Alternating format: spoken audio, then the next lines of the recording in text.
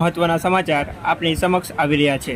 છોટાઉદેપુર સરદારનગર ખાતે 16 જેટલા કાચા પાકા દબાણોને આપવામાં આવી હતી નોટિસ। 28/3/2025ના રોજ દબાણ હટાવવા માટે આપી હતી નોટિસ। આગલા દિવસે વેપારીઓ નડતરરૂપ દબાણ જાતે દૂર કરતા દેખાયા હતા।